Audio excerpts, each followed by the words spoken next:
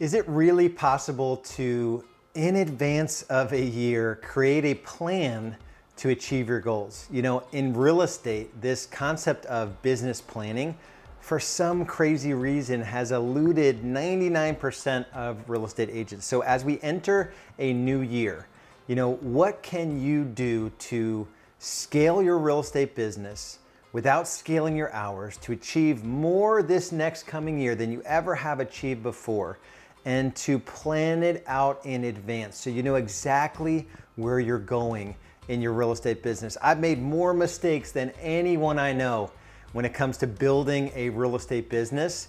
And in that failure, I would call it, you know, failing fast often. I fail fast more than anyone I know.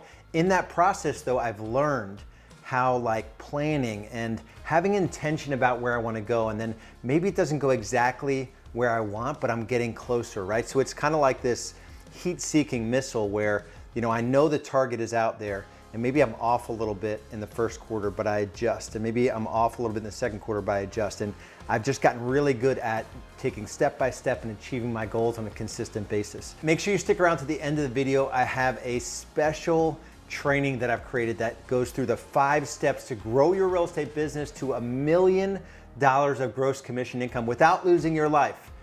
And so make sure you stick around for that. If you like the video, give me the thumbs up, subscribe to the channel, and turn notifications on, and make sure you leave comments as well.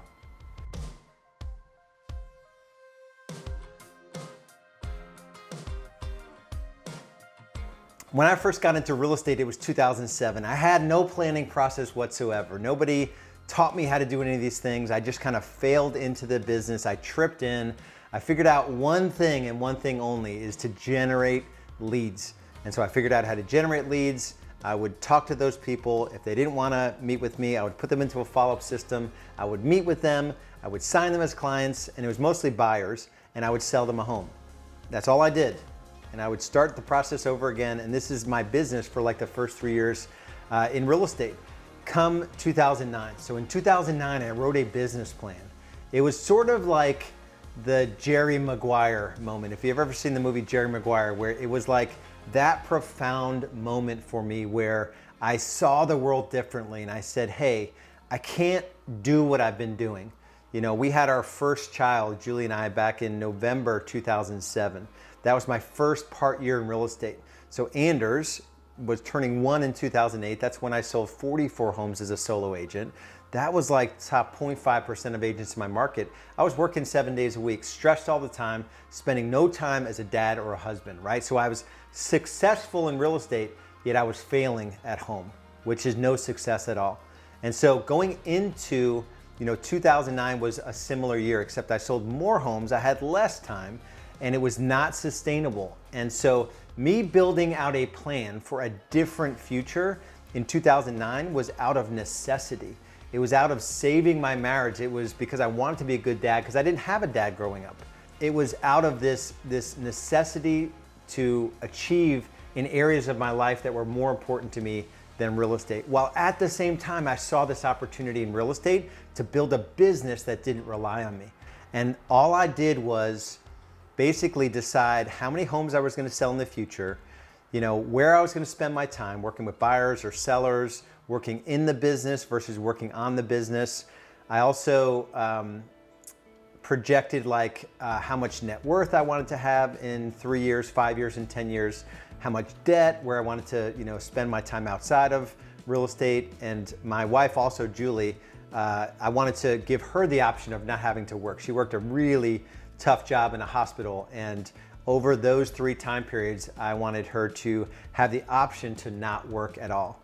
And so that was like, when I think of that plan, it was committing in my mind, beginning with the end in mind, to what the future could look like if I had a plan. And so from that 3, 5, 10, I broke it down into, okay, what has to happen in this first year?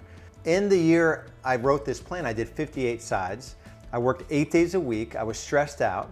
I hadn't ever really built a business before. I'd never done marketing before. I'd never sold anything before I got into real estate. And so I just committed to seeing the future a little differently than it was for my current reality. And then I broke that 3 year down into 1 year. and that 1 year down into 4 quarters.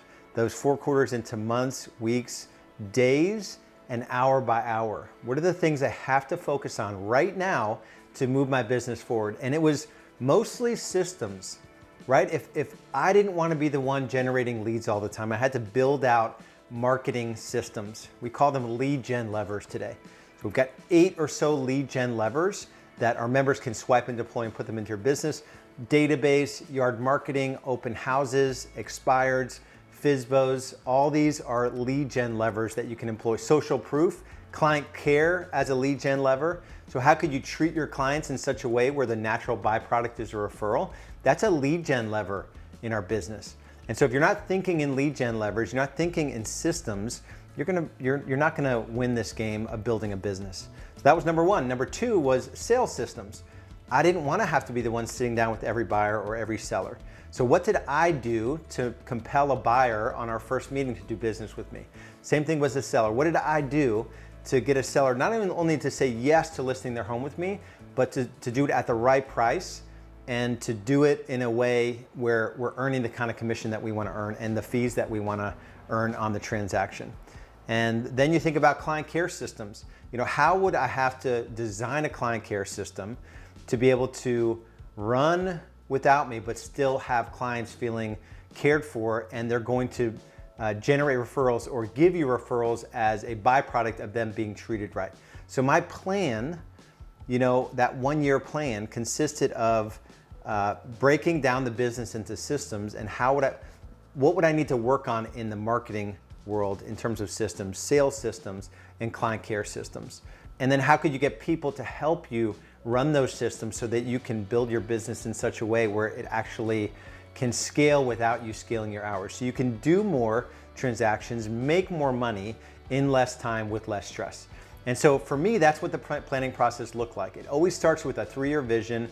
We break it down into a 1-year plan. We break that down into 4 quarters, right? And we have a business planning process. We call it the Business Freedom Planner. Now, I didn't have it back then. It took me sort of a decade or so to create that business freedom planning process.